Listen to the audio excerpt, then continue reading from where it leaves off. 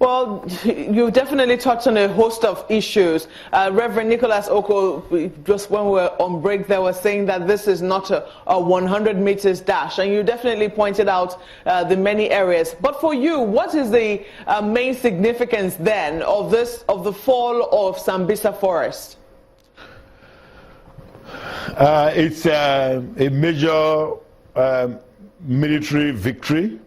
This is an operational objective. I think the general, when he spoke to you, General Rabi Abubakar, he said it very well. He said that we take this one because when the military works, they work from objective to objective. So they've captured this one now. They'll look at other problems to solve. So I think the thing here is that this is huge. This is good stuff. This is in fact, the government should sponsor champagne for all Nigerians to be clinking glasses. The reason being, for so many years we've heard that the reason Boko Haram stayed strong and the reason Boko Haram was virulent and effective in dealing with us Nigerians was because they had this Sambisa redoubt where they could always go to and hide when they were being pursued. I remember after the Kanama Yobe incident in 2003-2004, that is with the Nigerian Taliban or Yobe Taliban led by Muhammad Ali. When he left Kanama Yobe, he ran to Goza, that is proximate to Sambisa forest also, and killed a lot of policemen in Goza before he himself was terminated. Now, the point being made here is that Sambisa had been a hiding place for all manners of terrorists. I mean, in this case, the Yobe Taliban, even before Boko Haram. So it's been there and it's been working well for them, serving them, hiding them. So to have it fall is very symbolic, it's very iconic. It's like, yes, we have taken over the headquarters. Okay, who is left? So they are in flight. They've been routed, to use your word, Mr. Egbe. They've been routed. So now they are on the run, and it's easier to pick them off on the run. My problem, though, is that we have to understand, just like Mark said and Reverend Oko said, the Anglican Baba said on television. He says this is not a 100-meter dash. You know, you don't deal with terrorism. There are no front lines. It's asymmetrical warfare.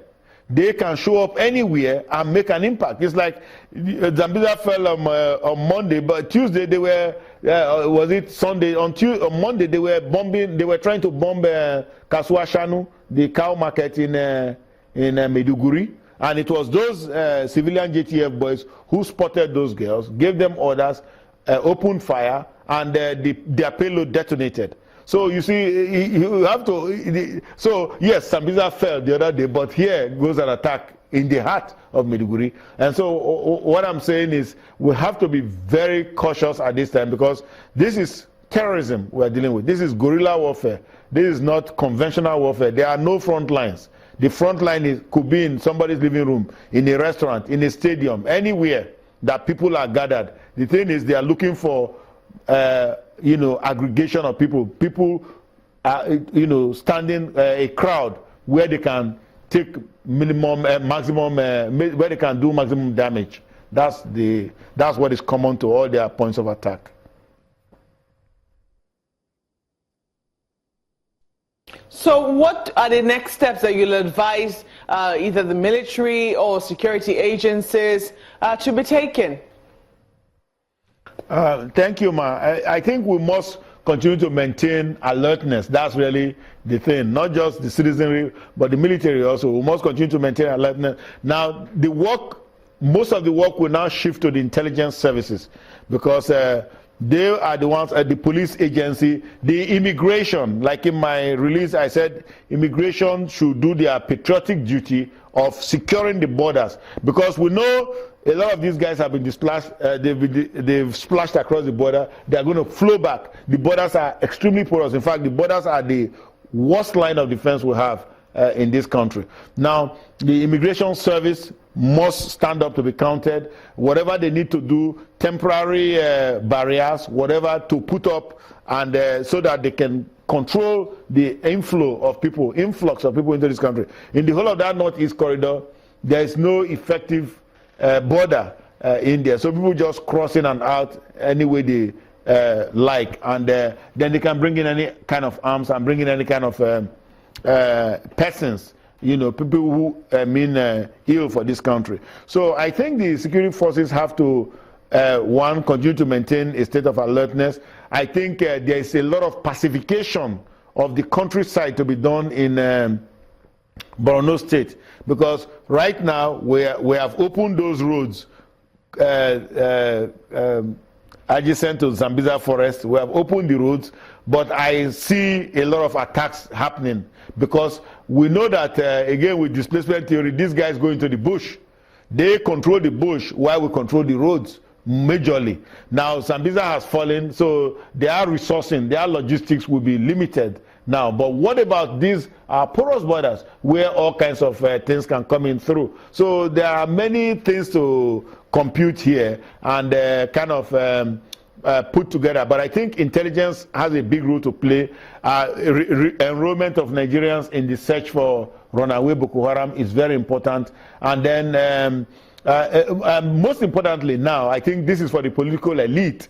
You ask the question, you ask what next from here. It's a question for the political elite, really, because they are the ones who need to determine what happens to this country next. Because what next now is changing of their scripting, changing of the narrative.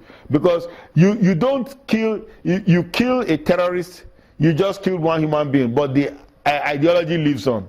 Now these guys have been, they've been soaked in Salafi jihadism.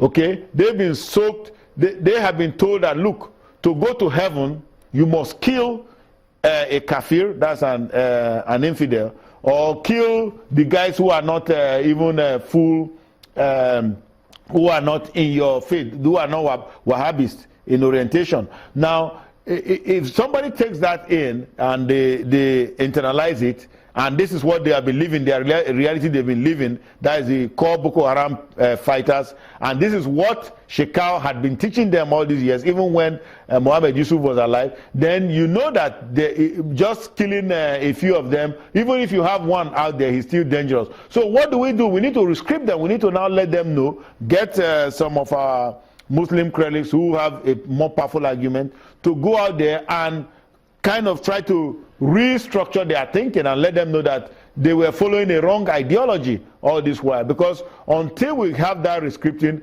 if we have even 5,000 of them still out there, we have 5,000 dangerous people out there, 5,000 killers out there who are looking to kill a lot of Nigerians so that they can go to heaven. So there needs to be a kind of strategy. I mean, strategy be post Sambisa strategy. It's the most critical thing. You must rescript. Rescript in terms of, is it the psychology, or is it the emotion, the trauma, the citizens, or the insurgent? The insurgents. The rescripting is for who now? The rescripting is for the insurgents. You see, the insurgents are the danger, they are the threat. That's what we call them in security. They are the threat to society.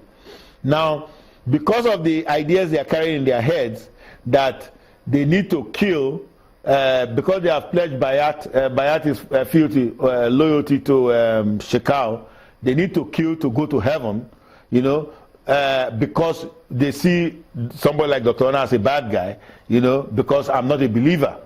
And that says so millions of us out there also. Now, what that says is that you have, it's like you have time bombs just walking around waiting to go off. So what we are saying is they need to be rescripted, they need to be retold the story that, look, because that's what the US does. A lot of captured terrorists, they bring in other Malams to speak to them and try to change their mindset, get them to understand that what they were fed was a lot of baloney, was a lot of bull, and such that they can give them the true religion of Islam and the correct way. Because in fact, this extremism and fundamentalism is the wrong thing. It's demented. It's perverted. We'll take a moment and come back for our closing moments. Malpa is raring to go with one last question. Thank you. But please don't go away.